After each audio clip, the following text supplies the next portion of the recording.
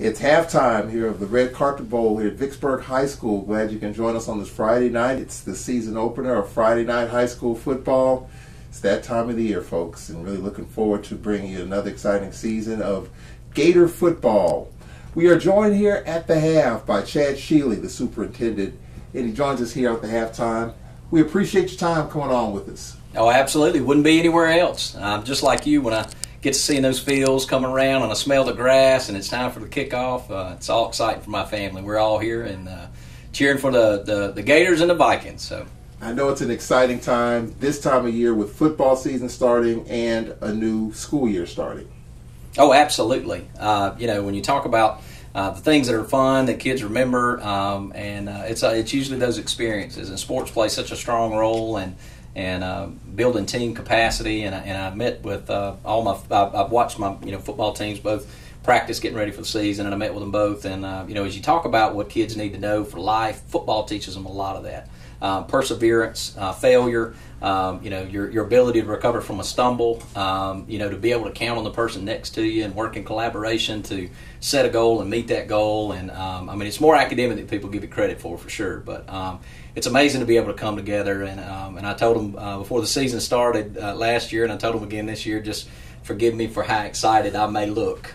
I met you for the first time last year at the Vicksburg High Jamboree. We spoke briefly, and one of the things I noticed in just talking about you and hearing things about you, just your energy and your enthusiasm with everything that's going on, and dealing with all the schools here in the district, your energy level is off the charts. Talk a little bit about that and how important that is in running a successful school district. Sure. It's one of the things, and don't tell the board or anybody else. I feel like I'm stealing money sometimes by coming to work because, honest to God, I roll out of bed and this is the best job on the planet because we live in the best city in the United States, and to be a part of what's happening in the Vicksburg school district, to see all the opportunities that are coming for children and our advancements. We got a great new AD, and he's brought in I think 4 or 5 new sports this year. He added a couple last year. All of our facilities, our school board just approved our budget that has upgrades for our facilities, and in addition to all of our dual credit options, we got working with Alcorn, working in Mississippi State. We got our first group of kids that just enrolled today.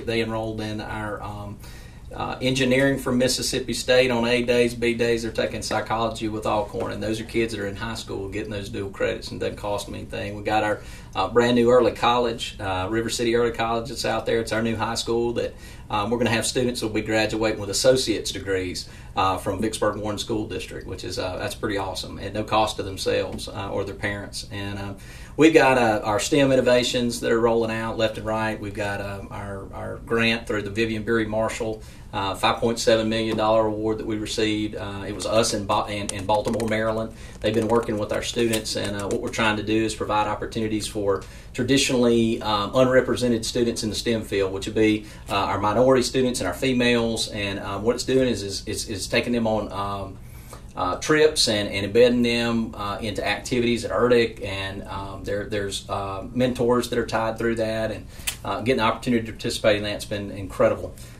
We got our CS from Mississippi, which is computer science from Mississippi. Our kids will be learning how to code in our elementary schools and coming out into AI. And AI is our engineering junior high. And I can't say enough about the innovation that's going on there. They have hands-on activities. They use that model for primary instruction. And it's been incredible to watch. That's my own son's there, but to watch him engage and love school the way he does has been cool, and then our other schools, I'm telling you, we're on the move, and when you're talking about having energy for something that's just so wonderful, it doesn't, you can't fake it. It's hard to wipe the smile off your face when you're a part of something so special. We're here with Superintendent Chad Shealy on at the half of the Red Carpet Bowl. Of all the areas that you've dealt with, the different places that you've been, what makes Vicksburg such a special place? Oh man, that's easy to answer. A place is only as good as the people that are in it.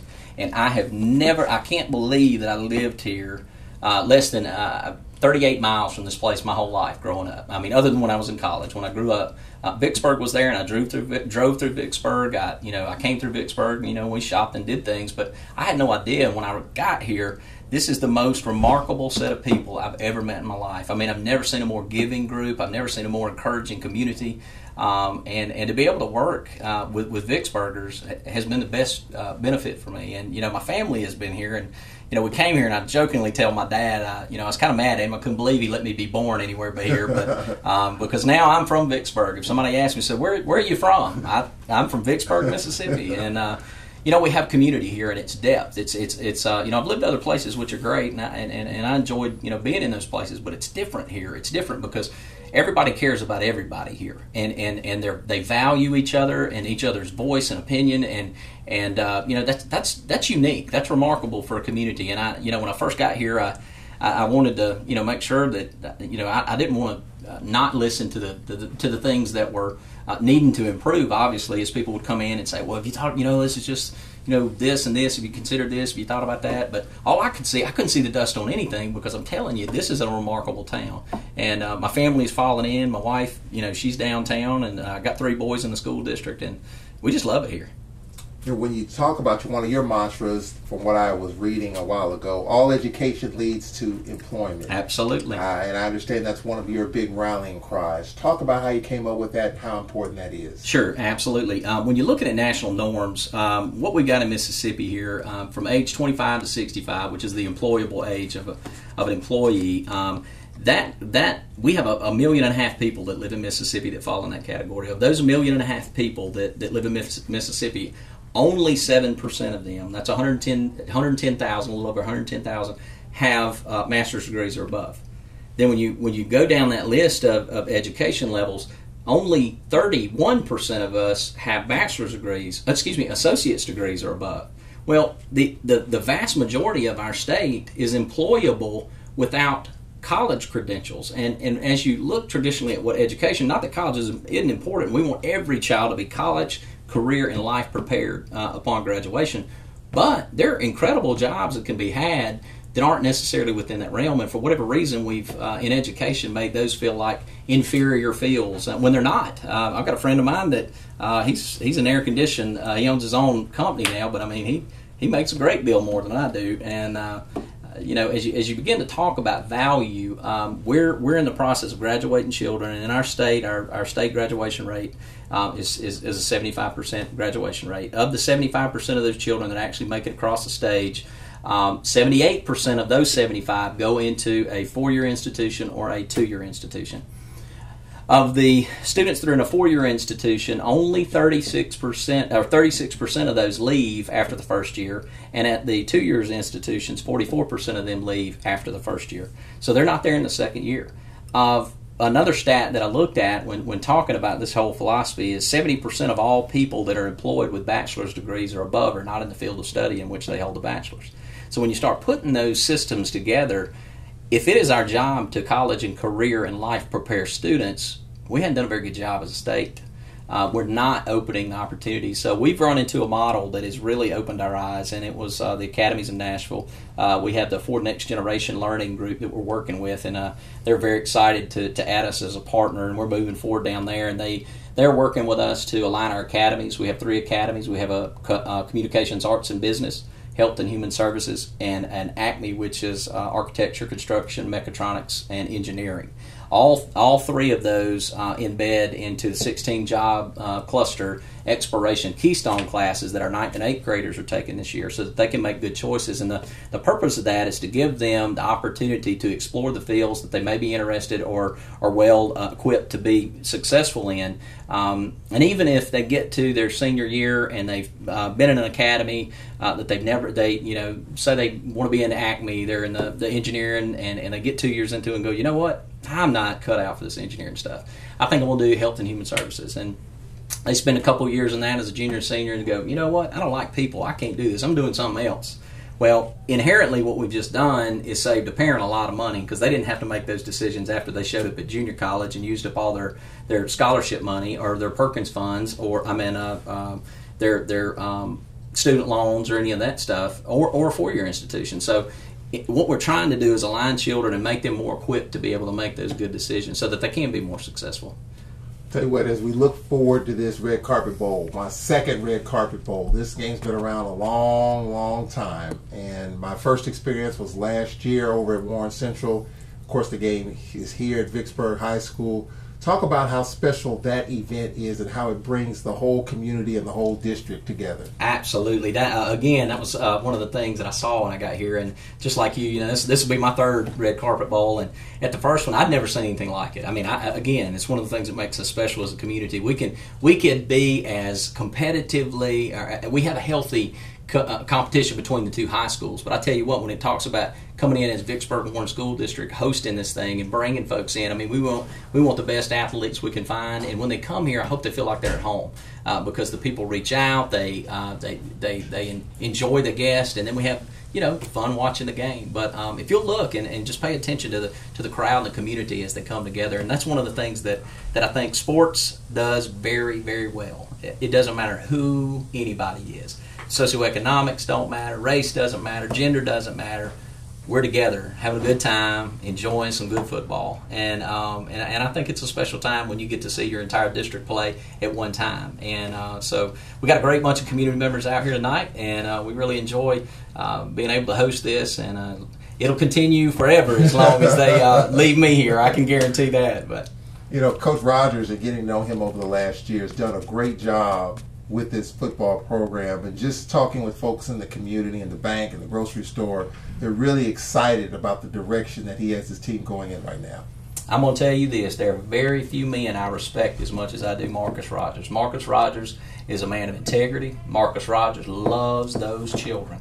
And I love watching the guys play. I love it, but I enjoy watching him work because he puts children in successful ways. Look at the amount of children that he's sending to scholarships. I mean, astronomical numbers. I mean, the children or the young men, I mean, they're grown men by the time they leave us, are having opportunities. He's taking them to combines, and he works hard with them, But I think they know that he loves them, and he cares about them, and he drives them, and he pushes them. And I just, he's a great coach, but he's a great man. And to have a strong male figure that you can go, that guy right there is something else. That's what they got in that coach. And Marcus is a great man, and he's a fantastic coach. And I love watching the Gators play.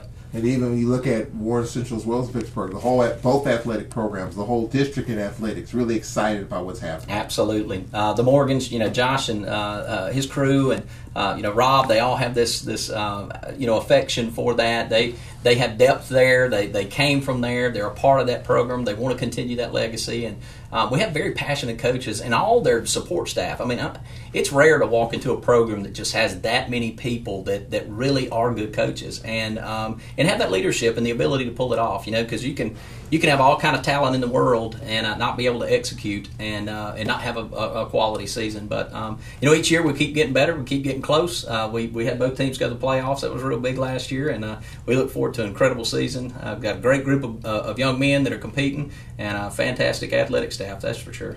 Finally, my parents were both retired educators. My mother was an elementary school teacher, retired. My father was a retired assistant principal.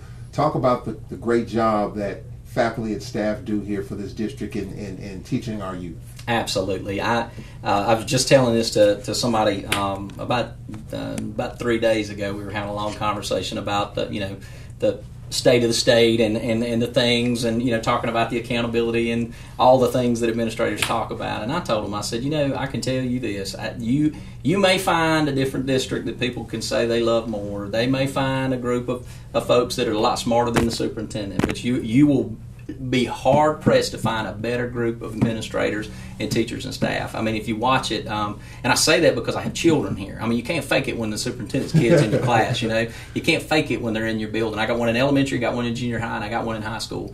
And to know the commitment and these teachers here, I mean, they have an affinity for doing whatever it takes. And that's what makes a good administrator. That's what makes a good teacher, is somebody that just sees the need of children. And, it's not all about getting credit for a bunch of stuff and not all about hearing my name announced. It's all about doing what's right for kids. And we've got a tremendous staff that does that.